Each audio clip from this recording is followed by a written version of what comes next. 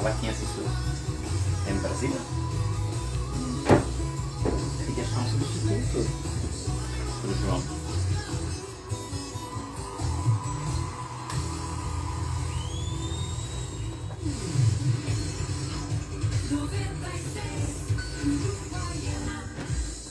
De fechar o verão em grande estilo. E o New York derreteu os preços dos espumantes, drinks e energéticos. Espumante Freixenet, espumantes nacionais. Gin Beefeater, Gin Gordons e vodka Absolute com preço excelente. E tem energético importado a partir de R$ 3,99. Vem pro New York. Aqui tem ar split inverter de 9, 12 e 18 mil BTUs em até 12 vezes nos cartões, sem juros e sem IOF. E um completo setor de eletroeletrônicos, sempre com novidades. Vem pro New York Free Shop, uma loja na Domingos e outra na Duque de Caxias.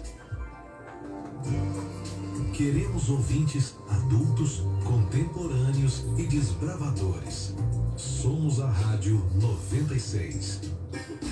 ZYD 585, frequência 96,9, Uruguaiana. Chavesul Chaves e Fechaduras. Cópias de chaves na hora. General Canabarro tem...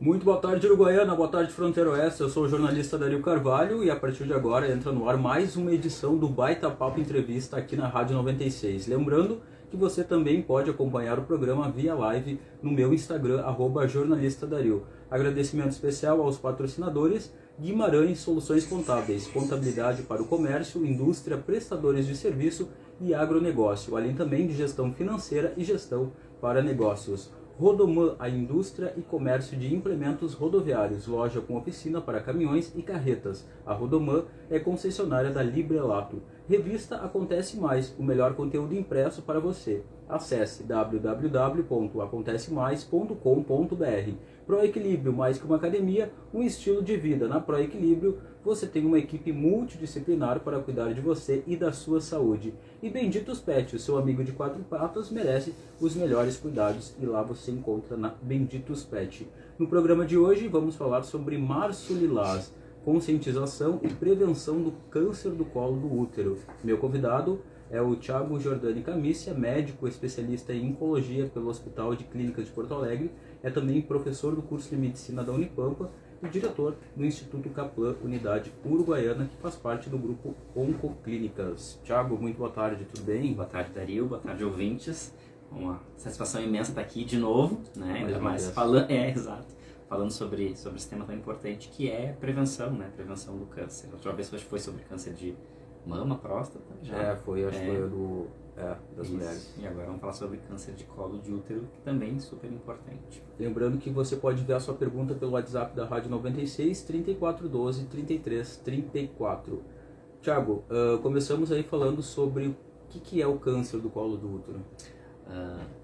As pessoas têm uma ideia de que câncer é tudo a mesma coisa, é a mesma doença, é o mesmo tratamento. Então, assim, existem mais de 120 tipos diferentes de câncer, são doenças diferentes. Por isso que eu falo para os pacientes: não compare a doença que tu teve com a que a vizinha tem, com o que o avô teve, porque é totalmente diferente uma coisa da outra. Então, o colo uterino, o nome já diz, colo de útero. Então, a mulher tem a vagina, o colo do útero, depois tem o útero, ovário, endométrios, enfim, as tubas uterinas, os ovários. Então, ele é um tumor da mulher, né, do órgão feminino, né, dos órgãos internos sexuais femininos. Esse tumor é um tumor extremamente prevalente, né, especialmente em países subdesenvolvidos. Então, o acesso à saúde tem uma relação com a incidência. Se eu não me engano, no Brasil ele é o terceiro mais prevalente, o quarto que mais mata mulheres. E é um tumor que inicia nessa pelezinha, nesse epitélio do colo do útero. Em 99% das vezes, esse tumor tem relação com o HPV, que é um vírus extremamente prevalente. 80% da população tem esses vírus. e que eles colonizam esse local, esse colo de útero na mulher. Essa colonização vai causando algumas vezes alterações, né, no epitélio, e essas alterações podem causar displasias, metaplasias no colo de útero e, com o tempo, se tornar um câncer invasivo do colo uterino a ponto de comprometer os paramétros, invadir bexiga, invadir vagina, o reto, mandar metástase e algumas vezes inclusive levar a paciente ao óbito. Então, o câncer de colo de útero nada mais é do que uma neoplasia, em 99% das vezes causados pelo HPV, no colo do útero da mulher. Quais seriam os fatores de risco? 99% é HPV, tá? 1% tem causas indefinidas, mas a gente observa numa fase muito mais precoce, tem mais chance de se contaminar com os tipos de HPV que são mais oncogênicos. Tabagismo tem relação também com essa doença. O HIV não tem relação, mas a SIDA, que é a síndrome de imunodeficiência adquirida, né, quando o HIV vira doença, tem uma relação também com um fator de risco para desenvolvimento dessa doença. Meninas que usaram corticoide por bastante tempo, por doença imunológica, a paciente que precisou fazer transplante de algum órgão, enfim, também tem um risco aumentado para essa doença. Inclusive até o rastreamento às vezes muda nessa população. Mas basicamente o principal fator de risco ele é o HPV, ou seja, é um vírus que causa câncer, tá, no colo do útero, e que a gente consegue, hoje nós temos evidências, né, e tratamentos vacina para prevenir a infecção pelo HPV. Então é um tumor que a estimativa é que nos próximos 100 anos talvez a gente consiga erradicar esse tumor, né, com uma boa vacinação. E a incidência desse tipo de câncer, em que idade que é? Abaixo dos 25 anos, menos de 1% no Brasil, tá? No Brasil e no mundo. Então ele é um tumor que tem relação com a início da atividade sexual, né, que é quando o homem tem o HPV, contamina a mulher, né, normalmente é assintomático, embora o homem também possa ter lesões do HPV, que normalmente são as verruguinhas ou condiloma, que a gente chama, que também pode acontecer no colo do útero, na vagina da mulher, são normalmente benignas e a gente consegue tratar com cauterização, né, crioterapia, enfim, ressecção dessas lesões, são lesões pré-malignas, tá? Diferente do câncer, que é uma lesão invasiva. Então, esses fatores de risco, né, enfim, essa doença, ela começa a acontecer a partir dos 25 anos. Tá? Tanto que no Brasil a indicação de rastreamento para as mulheres é a partir dos 25 anos. Em alguns outros estudos e em algumas outras recomendações, normalmente a partir dos 20. O Brasil começa a partir dos 25, porque na nossa população menos de 1% das mulheres tem câncer de colo de útero invasivo antes dessa idade. Tá? Mas a recomendação internacional, por exemplo, é começar aos 20 anos. Ou não é errado também começar a fazer o rastreio 2, 3 anos depois que inicia a atividade sexual. Como é que as mulheres podem identificar essa questão do câncer do útero? Quais seriam os sintomas? Sente alguma coisa? Aquilo que eu sempre falo, né? Quando a pessoa sente algo, é porque provavelmente esse tumor já está mais agressivo. Então, o câncer ele é uma doença extremamente silenciosa em 90% das situações, nas fases iniciais. Então, a gente não tem um sintoma específico, né? O rastreamento, que é tentar fazer diagnóstico precoce, começa sem sintoma nenhum. Então, toda mulher, a partir dos 25 anos, né, pela recomendação brasileira do Ministério da Saúde, deve, exceto mulheres que nunca tiveram relações sexuais, enfim, mas toda mulher que já iniciou a vida sexual a partir dos 25 anos, ela deve começar a fazer o exame do preventivo, ou o exame do Papa Nicolau, ou o exame do câncer do colo do útero, enfim, tem vários nomes, né? As pessoas conhecem muito mais como o Papa Nicolau ou o preventivo. Acho que o preventivo foi o que colou mais, tá? Então, a partir dessa idade, começa a se fazer o rastreamento, que é ir lá, passar uma escovinha e uma espátula, colocar esse material na lâmina e o patologista olhar, ver se tem célula típica, célula suspeita. Se tiver alguma célula suspeita, a gente vai fazer uma biópsia desse colo uterino, ou uma colposcopia, fazer olhar com um microscópio, por exemplo, uma lente de aumento, para a gente conseguir identificar se tem alguma alteração e, com isso, fazer diagnóstico. Independe de sintomas. Então, o que eu gosto de dizer assim, não precisa de sintoma para começar a fazer rastreamento. Quando há sintomas, os sintomas são diversos, tá? O principal deles é sangramento fora do período menstrual, dor ao ato sexual, sangramento durante o ato sexual. Então são alterações que a gente tem que avaliar. Ínguas na virilha, dificuldade para ir aos pés, constipação crônica, sangramento, saída de fezes pela vagina, por exemplo, que não aconteceria, que a gente pensar num tumor mais invasivo que invadiu outro órgão. Então esses são sintomas que a gente tem que buscar um atendimento mais imediato, digamos assim. Tá? A biópsia é que identifica o câncer?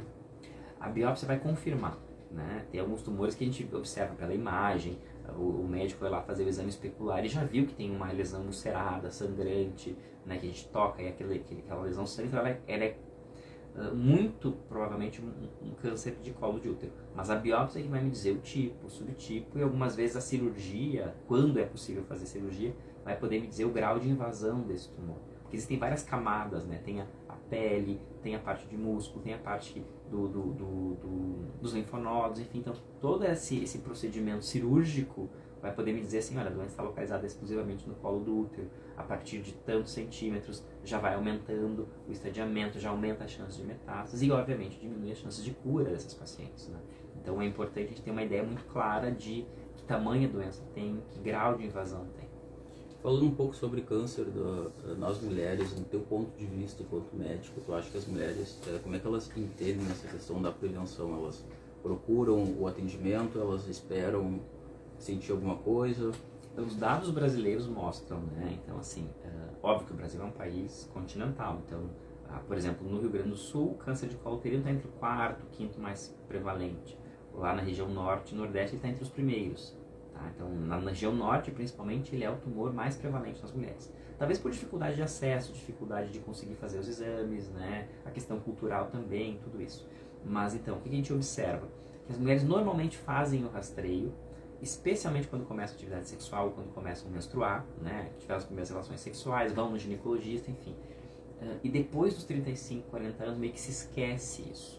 Então, há um número de mulheres que deixam de fazer os exames. E no Brasil, os dados do Ministério da Saúde mostram que nós fizemos um pouco mais de metade dos exames que deveriam ter sido feitos. Tá? Então, por exemplo, a estimativa era para ter sido feitos 17, 20 milhões de exames e foram feitos apenas 10. Tá?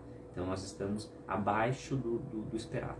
E a gente sabe que com uma cobertura de 100% das mulheres a gente conseguiria evitar em 80% a incidência desses tumores. Porque até que o tumor se torne, né, um câncer invasivo, existem várias fases pré-neoplásicas. As alterações celulares, as atipias celulares, o NIC 1, 2 ou 3, que são neoplasias intraepiteliais, estão só na primeira camada, que a gente consegue com cauterização, com conização, às vezes curar essas mulheres. Tá?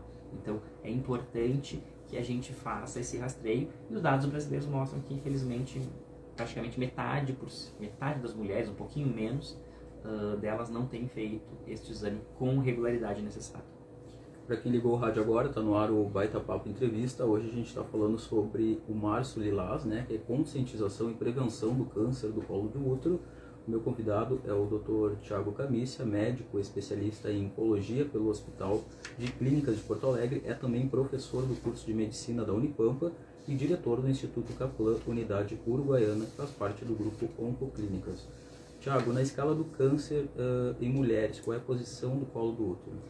Então a gente usa a tabela de incidência, né, que é quantos casos novos são diagnosticados por ano.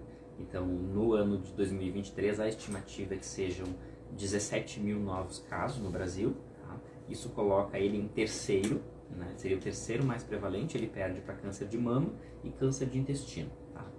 Esse dado, quando a gente compara com dados de países desenvolvidos, Europa, Estados Unidos, Austrália, é um dado assustador, porque nesses países mais desenvolvidos ele está entre a 9ª, 10ª posição. Em alguns lugares ele nem aparece entre os 10 mais prevalentes. Então, isso mostra que nós não conseguimos fazer rastreamento adequado, tá?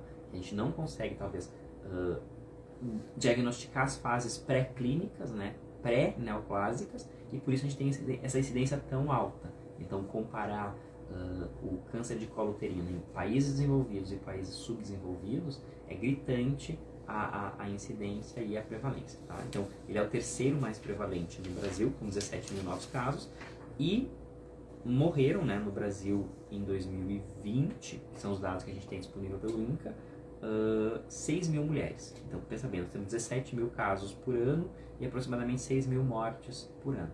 Uma mortalidade de quase 50%. Né?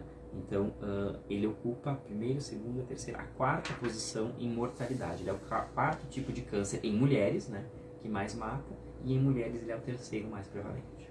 E na nossa região aqui de Uruguaiana, fronteira oeste? A gente não tem essas divisões por fronteira oeste, né? A gente tem uma divisão por Rio Grande do Sul. No Rio Grande do Sul ele está entre a quarta e a quinta posição, então parecido um pouco com o Brasil. Quais seriam as formas de prevenção do câncer? É a vacina O câncer de colo uterino, Isso. né? Então, o câncer de colo uterino, a principal método de prevenção é a vacina, tá? Então, fazer a vacina do HPV, que é gratuita, disponível na rede pública, para meninos e meninas dos 9 aos 14 anos, é o método mais eficaz hoje de se prevenir o câncer de colo uterino. Acredita-se que se a gente vacinar 80% da população nessa faixa etária, nos próximos 100 anos, a gente consiga erradicar essa doença. Tá? Fora a vacinação, então, no Brasil, pelo Ministério da Saúde, é disponibilizada a vacina dos 9 aos 14 anos, tá? Para meninos e meninas. Mas há benefício de vacinar as mulheres até os 45 anos. Então, uma mulher que mesmo que já tenha tido relações sexuais, que já tenha tido a HPV, vacinar essa mulher até os 45 anos ainda se mostra menos eficaz do que vacinar em uma criança que ainda não teve atividade sexual, mas há benefícios. Então, a gente recomenda que as mulheres se vacinem até os 45 anos. Aí é pago, não está na rede pública, enfim, mas a gente tem evidência científica hoje, especialmente pelo FDA, né, nos Estados Unidos, foi aprovada para essa vacinação até os 45 anos. Perfeito. A gente vai fazer um rápido intervalo. Na volta a gente segue falando aqui no Baita Papo sobre o Março Lilás, que é conscientização e prevenção quanto ao câncer do colo de útero. Agora são 5h20, 34 graus em Uruguaiana. Tinha que ter falado sobre o sexo também, depois eu falo.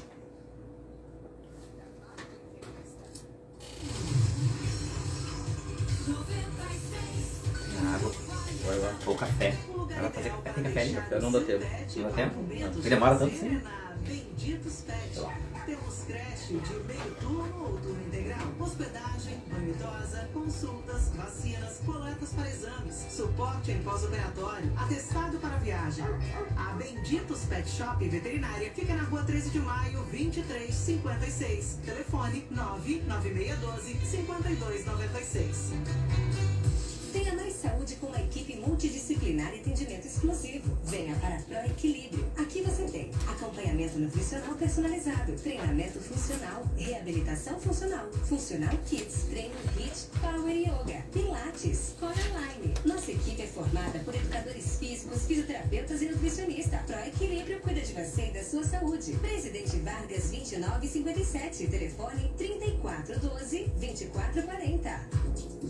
Seu caminhão e carreta precisam rodar com segurança. E na Rodoman Indústria e Comércio de Implementos Rodoviários, você tem manutenção, revisão e uma linha completa de peças e acessórios. Acesse www.rodoman.com.br. Se inscreva no nosso canal do YouTube. Estamos no Instagram. Vamos compartilhar a live, né? Uruguaiana. Rodoman. Não, tu consegue mandar para as a pessoas. sua parceira na estrada. Tá, aqui, por exemplo, compartilhar no meu story, não. Não, Saída por que não? para Itaqui, Acho que não. telefone 55 Tô aqui quando o aviãozinho ali. 3414 WhatsApp Aviãozinho. 55 98 Cliquei, ó. 45107 61. Aparece Estamos só. sempre Não a aparece manda compartilhar. O resultado queria mandar contábil no que a Insta. sua empresa precisa está no Guimarães Soluções Contábeis. Contabilidade para comércio, contabilidade para indústria, contabilidade para prestadores de serviço. Também aumentamos o lucro da sua empresa com serviço de gestão para negócios e gestão financeira. Guimarães Soluções Contábeis. Ligue 55 99218 6624. Avenida Presidente Vargas 4161.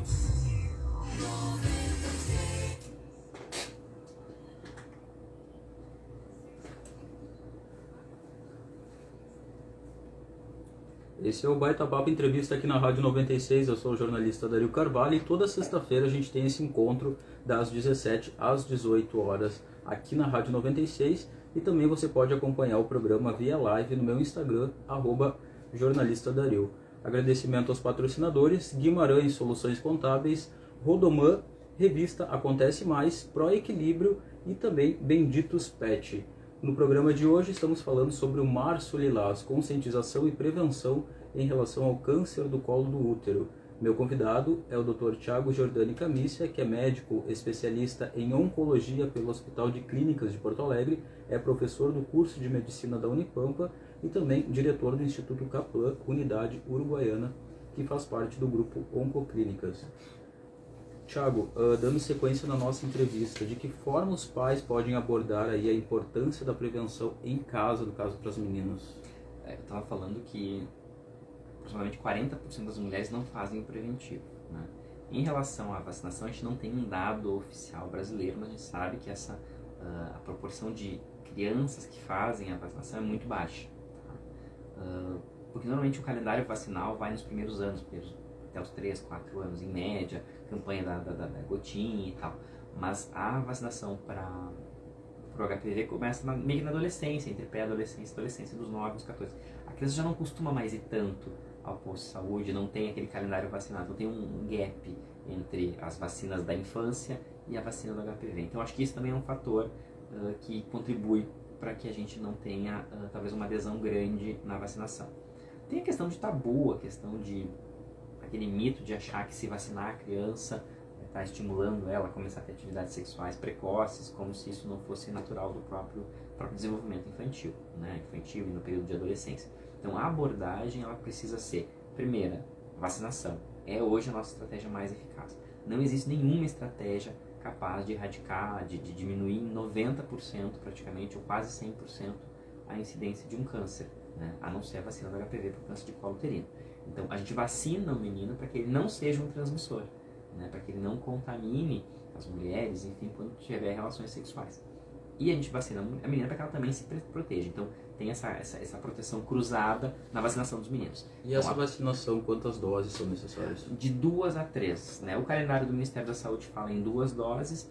Os estudos originais começavam com 3 doses. Mas a gente observa que fazer 2 e fazer 3 não tem tanta Qual é a diferença. periodicidade delas? É 0, 2 e 6 meses. Então, fazer no período 0 e 2 meses. Mas o Ministério da Saúde também observou que fazer 0 e 6 meses, né? Fazer, por exemplo, agora, daqui 6 meses, também se mostrou bastante eficaz. Então não existe uma rotina obrigatória para realizar. O importante é fazer neste período dos 9 aos 14 anos, que é gratuito pelo Ministério da Saúde, que é onde a gente teoricamente tem maior impacto, porque teoricamente as crianças ainda não iniciaram atividade sexual, então não tiveram contato com esses tipos de vírus, né? Porque a gente fala do HPV, mas existem mais de 100 subtipos de vírus. O subtipo 16 e 18 são os que mais provavelmente causam câncer, e o 10 e 11 são os que... 6 e 11, desculpa, são os que causam mais verrugas genitais, tanto no homem quanto na menina. Então a vacinação é a principal, nossa principal arma. A segunda é sexo com preservativos, né? O sexo protegido. É a segunda estratégia que os pais devem abordar desde então. E a terceira é fazer o preventivo nas mulheres, começando logo após o início da atividade sexual, ou se não a partir dos 20 e 25 anos. O câncer uterino, né, ele pode prejudicar aí uma futura gravidez? Depende do tipo, depende do estágio, tá?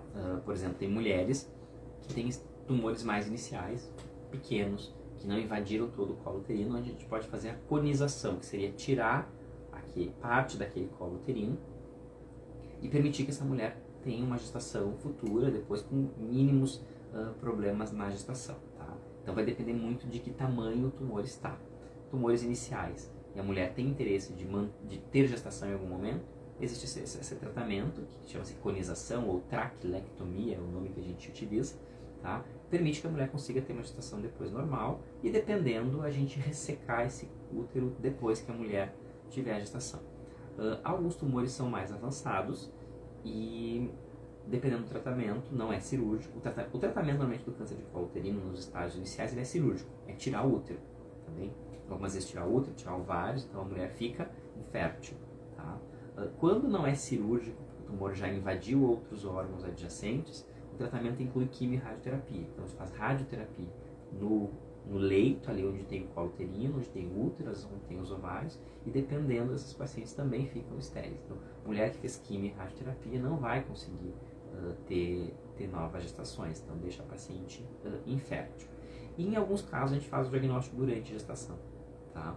Aí é um caso um pouco mais complexo, dependendo do tamanho do tumor, de que estadiamento ele está. A gente pode permitir que a gestação chegue no primeiro trimestre, né, 20 semanas de gestação, e a partir desse momento, a partir de 20 semanas, 22 semanas, a gente pode começar a quimioterapia. A gente não pode fazer radioterapia nesses casos. Então faz quimioterapia, espera, vai fazendo quimioterapia durante a gestação, é seguro para o feto, é seguro para a mãe também.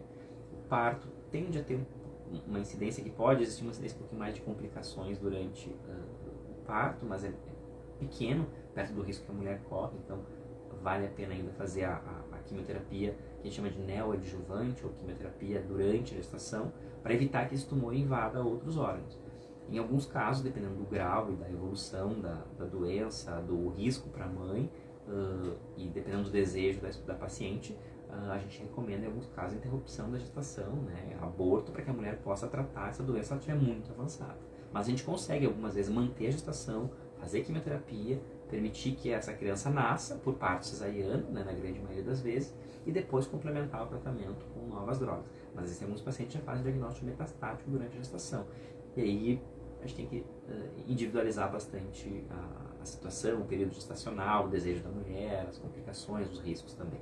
Tem uma pergunta aqui se tem algum fator, se o câncer do colo do útero pode ter algum fator genético. Não, 99% é pelo vírus, tá? Então, colo de útero não. Ovário e endométrio, que são outras estruturas do aparelho reprodutor feminino, sim, especialmente ovário. Aliás, toda mulher com câncer de ovário tem indicação de fazer estudo genético, tá? Porque existe um risco de transmissão genética. Endométrio, dependendo da situação, dependendo do histórico familiar, tá? Mas o câncer de colo de útero é 99,9% causado e pelo câncer HPV. de mama também pode ser genético? O câncer de mama, sim, em torno de 5 a 10% dos casos, né? Tem transmissão genética, a mãe tinha, a avó tinha, tias desenvolveram e a paciente desenvolveu, especialmente idades precoces, né? Antes dos 50 anos é que a gente costuma fazer essas análises mais de possibilidade de herança genética. Mas para o câncer de colo uterino, não. Se a mulher engravidar, ela pode, né, mesmo ter tido câncer, aí, o bebê pode sofrer algum problema de saúde? Depende da situação, né? Então, por exemplo, uma criança, uma mulher que descobriu o tumor durante a gestação, dependendo do tratamento que for feito, a gente sabe que a quimioterapia não penetra, né, na placenta, não chega para o feto, então a gestação tende a ser normal. Óbvio que o colo uterino, é ele que garante a complacência, né, e garante com que a gestação vá, né, nesse período a termo. Então, mulheres que fizeram conização, enfim, podem ter insuficiência, que a gente chama de insuficiência cervical, e causar alguns abortos de repetição. Então, nesses pacientes que já tiveram, que precisaram fazer conização, tiraram o colo uterino, né, por procedimento e querem manter a gestação, normalmente a gente faz um acompanhamento mais precoce nessa gestação e, dependendo, o ginecologista pode fazer o que a gente chama de cerclagem, que é você suturar, né, para tentar manter esse colo mais fechado e aí depois, dependendo da evolução, fazer esse procedimento. Mas normalmente não, né? Normalmente o câncer de colo uterino ele costuma ser abaixo dos 25 anos, né, e a prevalência dele é muito maior a partir dos 35. Então, normalmente as mulheres já tiveram filhos nesse período, tá? Mas eventualmente a gente consegue encontrar mulheres que fizeram um diagnóstico precoce, que querem ter alguma gestação, e a gente pode fazer esses tratamentos locais no colo uterino e, em alguns casos, desenvolver alguma insuficiência do colo uterino e isso favorecendo alguns abortos. Mas nunca vai ter relação com o desenvolvimento da criança, malformação congênita, nesse sentido não. E pode levar ao óbito? O quê? Esse tipo de câncer? Esse câncer ele mata muita mulher no Brasil, é o quarto que mais mata. Então ele é um tumor que a gente teve poucas novidades em oncologia, né, de tratamento. Agora, recentemente, a gente está com imunoterapia para tentar garantir que as mulheres tenham uma vida maior, mais longa. Tá? O tratamento normalmente costuma ser quimio e rádio ou cirurgia, quimio e rádio, dependendo da situação. Mas ele é um tumor que, por isso nossa preocupação, né, especialmente em gestantes, porque algumas vezes ele pode progredir, a chance que a gente tem, não tem que esperar 6 meses para tratar esse tumor. Então a gente começa fazendo um tratamento intermediário entre o que deveria ser feito, para evitar que a doença progrida, para que a gente consiga levar a gestação a termo e a mulher consiga fazer tratamento. Mas existem tumores, dependendo do estadiamento da doença, do tamanho do tumor, basicamente, onde a sobrevida em 5 anos é de menos de 20%. Tá? Então, assim, é um tumor que tem uma alta chance de recidiva e é um tumor altamente letal quando não tratado ou quando diagnosticado em estágios mais tardios. Né? E, de novo, é uma doença que a gente consegue prevenir com diagnóstico precoce, né? Através do Papa Nicolau, da vacinação, do acompanhamento médico rotineiro. Né? Então, é uma doença que a gente incomoda olhar o gráfico e ver que está entre os terceiro mais prevalente no Brasil e quarto que mais mata nas mulheres, com as tecnologias que a gente tem hoje. Né? Então, isso provavelmente porque a gente não faz rastreamento adequado na população. Sim, é que elas demoram, no caso, para vir fazer, né? Demoram ou não fazem, ou de novo, aquela coisa, não tem sintomas, né? É um exame que não é tão simples de ser feito, né? É um exame que inclui, é um exame ginecológico, é um espéculo que é introduzido na vagina da mulher para a gente encontrar o colo, faz uma rapagem, não é um exame que causa dor, por exemplo, enfim, pode ser um pouco desconfortável, é constrangedor para algumas mulheres, dependendo, né? Mas é um exame necessário de ser feito. Então, o preventivo, quando a gente fizer 2 exames anuais e eles vierem normais, a gente pode fazer a cada 3 anos. Existem hoje algumas outras técnicas, né? Que é você identificar o HPV através de autocoleta. A mulher coloca um líquido dentro da vagina, aspira esse líquido e envia para o laboratório para fazer a análise. Tá? E essa análise vai dizer, bom, tem HPV de alto risco. Tá? É um exame molecular. Se o paciente tem HPV de alto risco, a recomendação é que ele já vá direto para a colposcopia, que é olhar aquele colo uterino no microscópio pelo ginecologista. A gente sabe que isso não está acessível para todo mundo ainda. Até tem uma recomendação da Federação Brasileira de Gineco-Obstetrícia que se recomendasse que isso fosse a nova rotina, né? Avaliar se a pessoa tem HPV de alto risco e a partir disso tomar conduta. É meio difícil de ser feito. No Brasil a gente mal consegue fazer o preventivo, que é um exame barato, fácil. No posto de saúde a enfermeira pode fazer, o médico pode fazer, o ginecologista normalmente faz no consultório. Então a gente ainda não... Eu acho que estabelecer essa nova rotina vai ser muito difícil porque a gente não estabeleceu a cultura da necessidade de ser feito. Né? Então acho que é importante, por exemplo, o Março de Lilás não tem a mesma importância que o Outubro Rosa, por exemplo. Tá? Obviamente, são 70 mil mulheres que fazem diagnóstico de câncer de mama todos os anos no Brasil, em relação a 15, 16 mil de colo de útero, mas morrem 14, 15 mil mulheres por câncer de mama todos os anos no Brasil e morrem 6 mil mulheres por câncer de colo uterino. Então, existe um impacto, né? E com a mamografia eu consigo reduzir 30% de mortes. Agora, com vacinação e prevenção eu consigo reduzir 80%. Né? Tanto que, como eu falei, em alguns países esse tumor nem é visto tão prevalente assim como o nosso. Tá? A gente tem que bater na tecla da a gente conscientização, né? A gente está fazendo aqui é isso, né? Então, mulheres com mais de 25 anos que têm atividade, que já tiveram atividade sexual, né, devem fazer seus exames preventivo do câncer de colo uterino, né, ou preventivo, ou Papa Nicolau, a partir dos 25, anualmente ou a cada 3 anos e 2 exames normais. E esse exame está disponível na rede básica? Gratuito. Vai no posto de saúde, a enfermeira coleta, o exame é feito, leva para o laboratório, o patologista olha, em menos de 15, 20 dias o resultado está ali, enfim. Tiago, em relação a esse tipo de câncer ou outros que as pessoas possam vir a ter e foi curado, ele pode voltar? Eu não gosto de usar a palavra cura para os meus pacientes, né? A gente sabe, porque se a gente observar os gráficos, né? Tem lá tamanho 1 do tumor, tamanho 2, tamanho 3, tamanho 4, que a gente chama de estadiamento, né? Os 4 níveis que as pessoas falam. Nenhum deles tem 100% de cura, tá? Então, a gente observa que no estágio 1, por exemplo, do câncer de mama, 95% das mulheres vão estar vivas em 5, 10 anos. Estágio 2, estágio 3, estágio 4, essa chance diminui. Então, é possível curar câncer de colo de útero, numa grande proporção dos pacientes, especialmente em estágios iniciais, só com cirurgia, sem precisar de quimio, sem precisar de radioterapia, sem precisar de mais nada, tá? A gente consegue curar. Mas quando estão em estágios um pouquinho mais avançados, a gente sabe que ao longo do tempo existe uma chance desse tumor recorrer. 40%, 50%, 60% em alguns casos, né?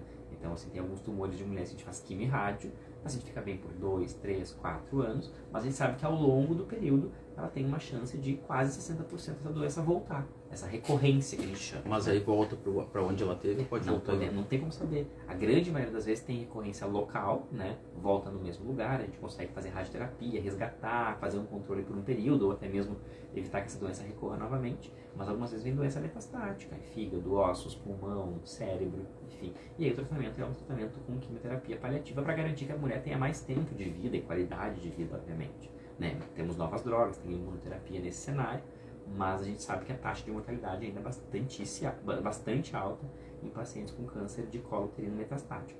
Algumas pacientes com câncer de colo uterino metastático, fígado, pulmão, por exemplo, a sobrevida em 5 a 10 anos é próxima de 0.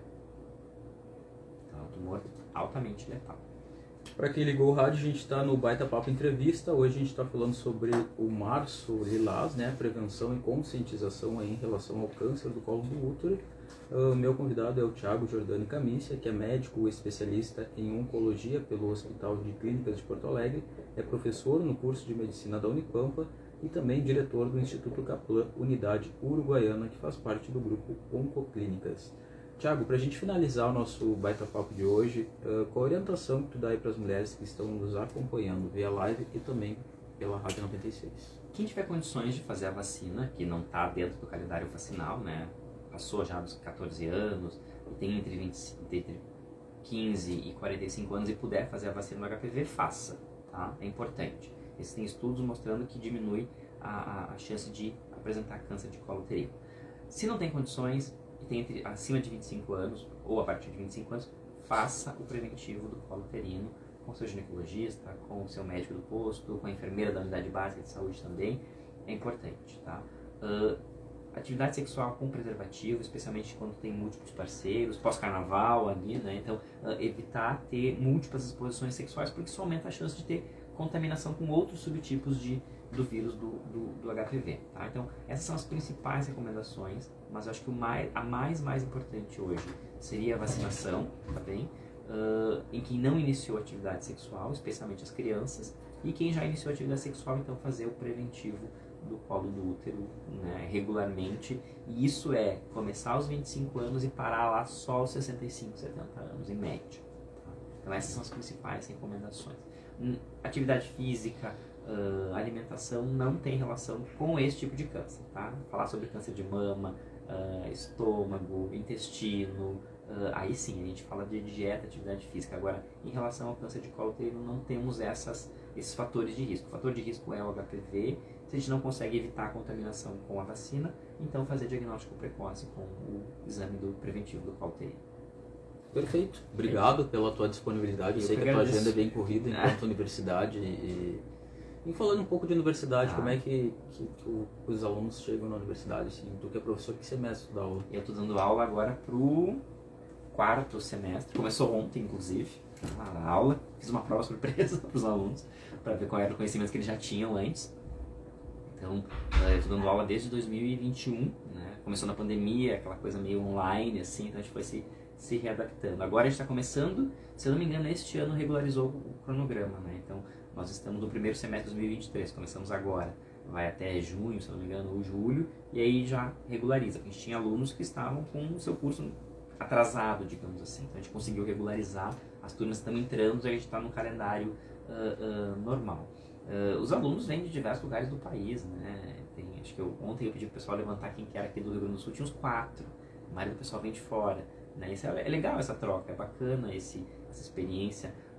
Tenho alunos de mais idade, que já fizeram outras faculdades. Quando eu entrei na faculdade, todo mundo é muito jovem, né? Todo mundo meio parecido, assim, da mesma faixa etária, quase todo mundo era gaúcho, né? Agora acho que com aquela questão do SISU, dessa unificação, a gente consegue ter alunos de diversos outros lugares. Acho que agora teve uma nova chamada, né, para preenchimento de vagas, se eu não me engano.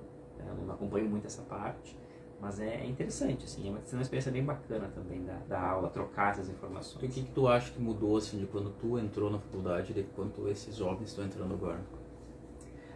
Eu acho que ficou mais fácil, né? Por exemplo, eu fiz vestibular Rio Grande, Pelotas, Santa Maria, Porto Alegre, Caxias, Passo Fundo, enfim, a gente ficava pipocando, cada universidade tinha a sua prova, né?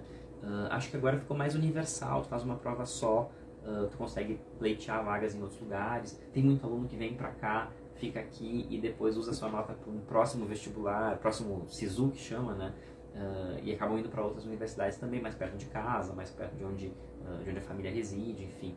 Então, acho que mudou esse aspecto, a faixa etária também, mas especialmente a acessibilidade, né? Eu brincava assim que eu comprei a minha vaga na faculdade, né? Foram 2 anos de cursinho comprados, né? Onde você pagava, estudava, enfim. Eu acho que agora ficou mais acessível, outras pessoas que tinham talvez menos condições de só estudar, estão conseguindo chegar na universidade. Muita gente que já fez um outro curso, depois de um certo tempo, trabalhando e acabam conseguindo passar e ingressar na universidade. Eu achei que o acesso ficou mais universal. Né? Não sei como é que está sendo a questão de vagas, de cotas, enfim, porque mudou bastante o perfil. Na minha época não existia cotas, por exemplo. Foi uma época que não existia. E aí realmente a faculdade era muito mesma cor, né? Todo mundo meio branco, de uma classe social um pouquinho mais alta, enfim. Então eu acho que isso diversificou bastante. E gostou de Uruguaiana? Porque tu não é de Uruguaiana, né? Eu adorei, né? Na verdade, eu vim pra cá com aquela ideia, tipo, vou trabalhar um tempo, vou embora, enfim. Mas acho que as oportunidades são importantes, né? São grandes. Existe uma carência profissional, tanto que acho que a universidade ela não foi criada em Uruguaiana só porque vamos criar uma faculdade lá, não. Tem poucos médicos na cidade, né? O número de especialistas, principalmente. Então, eu acho que a universidade também vem com essa proposta, né? Nós estamos abrindo vagas de residência médica em cirurgia aqui em Uruguaiana, medicina de família e comunidade e clínica médica em São Borja, né? Então, a ideia é que os alunos não só façam a formação deles aqui, mas como a gente consiga fazer algumas especialidades aqui também, né? Com o tempo, fazer outras especialidades também. Eu acho que está dentro do nosso cronograma, né? A nossa estratégia de ampliar outras vagas, junto com a Santa Casa, junto com a Prefeitura, lá em São Borja, do Estado de São Borja. Então, tem uma perspectiva muito grande. E acho que foi isso que acabou fazendo com que eu ficasse aqui, né? Enfim, o próprio o Instituto, enfim. Então, acho que são oportunidades que em outros lugares talvez não teria. Né? Então, é bacana. E o povo é super acolhedor, enfim. Nós, uruguaianenses, somos bem acolhedores. O uruguaianense, os vinhos da Argentina também. Acho que é uma região bastante acolhedora, assim, me senti muito bem acolhido quando eu vim pra cá. E essas oportunidades, poder dar aula, poder trabalhar, enfim, acho que são estratégias interessantes, né, que fazem com que a gente realmente fixe, né, porque vir é fácil, né, muito médico vem pra cá, pro exército, enfim, por outros motivos, mas fixar é algo que talvez seja o maior desafio a partir de E Uruguaiana agora. cresceu bastante. Eu sou daqui, mas estudei fora quando eu voltei. Hoje Uruguaiana é bem diferente de quando eu saí para estudar. Né? E Uruguaiana é muito diferente das outras cidades, né? Eu já fui em São Borja, ali em Livramento, enfim. Uruguaiana é uma cidade bonita, né? Com as ruas amplas, com um comércio bacana, restaurantes, enfim. Então ela é uma cidade grande. Né? A Uruguaiana, se não me engano, é a 16ª, talvez maior cidade do estado. Né? Ela é entre as 10. Ela é do Porto, não, acho que está entre as 15. Acho que é entre as 15, se eu não me engano. São 20 e poucos mil habitantes, 120, 130. Agora mudou alguma coisa no IBGE, tá? Eu sempre dei uma olhada assim na população e tal. Obviamente que é distante, né, dos grandes centros, tem essa questão, mas agora vai ter voo todos os dias também para São Paulo, tem voos para Porto Alegre, tem ônibus, tem free shop. Tem free shop, tem os vinhos da Argentina, né, a gente passa ali na fronteira, vai jantar lá, volta. Então assim, eu gosto bastante daqui. Perfeito, obrigado, bom final de semana para quem está nos acompanhando. Agora são 17h45, 34 graus, na sequência está chegando 96 Notícias, segunda edição.